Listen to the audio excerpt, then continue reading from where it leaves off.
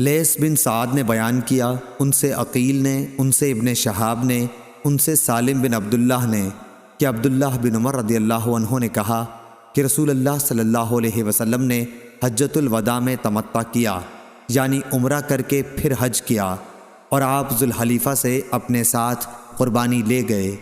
حضرت صلی اللہ علیہ وسلم نے پہلے عمرے کے لیے احرام باندھا، پھر حج کے لیے لبیک پکارا۔ لوگوں نے بھی نبی کریم صلی اللہ علیہ وسلم کے ساتھ تمتع کیا، یعنی عمرہ کر کے حج کیا، لیکن بہت سے لوگ اپنے ساتھ قربانی کا جانور لے گئے تھے اور بہت سے نہیں لے گئے تھے۔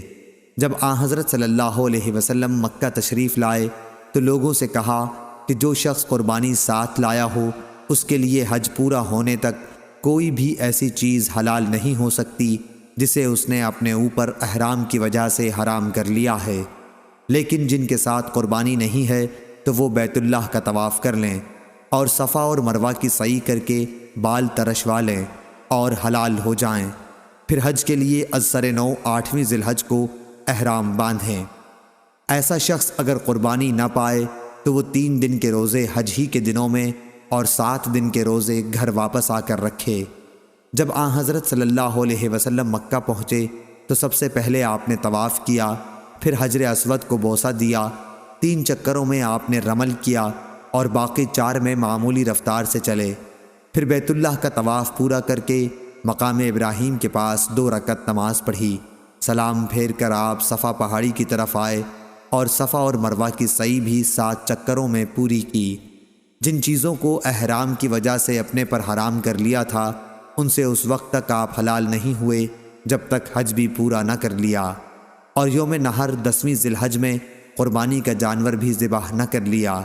پھر آپ مکہ واپس آئے اور بیت اللہ کا جب طواف افاضہ کر لیا تو ہر وہ چیز آپ کے لیے حلال ہو گئی جو احرام کی وجہ سے حرام تھی۔ جو لوگ اپنے ساتھ ہدی لے کر گئے تھے انہوں نے بھی اسی طرح کیا جیسے رسول اللہ صلی اللہ علیہ وسلم نے کیا تھا۔ صحیح بخاری حدیث نمبر 1691۔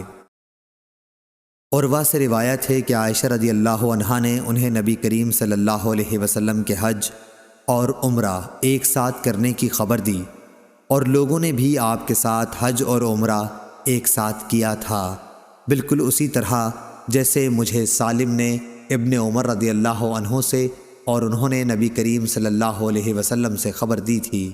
صحیح بخاری حدیث نمبر 1692۔ حماد نے بیان کیا، ان سے ایوب نے، ان سے نافع نے بیان کیا کہ عبید اللہ بن عبداللہ بن عمر رضی اللہ عنہ نے اپنے والد سے کہا جب وہ حج کے لیے نکل رہے تھے کہ آپ نہ جائیے کیونکہ میرا خیال ہے کہ بد امنی کی وجہ سے آپ کو بیت اللہ تک پہنچنے سے روک دیا جائے گا۔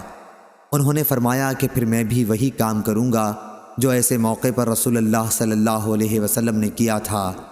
اللہ تعالیٰ نے فرمایا ہے تمہارے لیے رسول اللہ صلی اللہ علیہ وسلم کی زندگی بہترین نمونہ ہے۔ میں اب تمہیں گواہ بناتا ہوں کہ میں نے اپنے اوپر عمرہ واجب کر لیا ہے۔ چنانچہ آپ نے عمرے کا احرام باندھا۔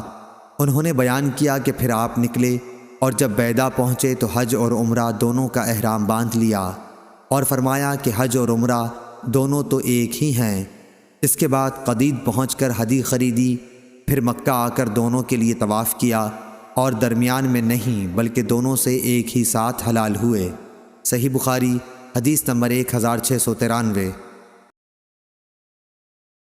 معمر نے خبر دی، انہیں زہری نے، انہیں عروہ بن زبیر نے، اور ان سے مسعود بن مخرمہ رضی اللہ عنہ اور مروان نے بیان کیا کہ نبی صلی اللہ علیہ وسلم مدینے سے تقریباً اپنے 1000 ساتھیوں کے ساتھ حج کے لیے نکلے۔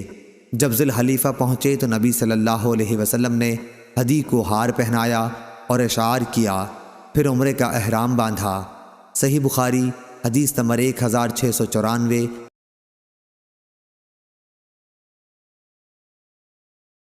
معمر نے خبر دی، انہیں زہری نے، انہیں عروہ بن زبیر نے، اور ان سے مسعود بن مخرمہ رضی اللہ عنہ اور مروان نے بیان کیا کہ نبی صلی اللہ علیہ وسلم مدینے سے تقریباً اپنے 1000 ساتھیوں کے ساتھ حج کے لیے نکلے۔ جب ذی الحلیفہ پہنچے تو نبی صلی اللہ علیہ وسلم نے ہدی کو ہار پہنایا اور اشعار کیا، پھر عمرے کا احرام باندھا۔ صحیح بخاری حدیث نمبر 1694 1695۔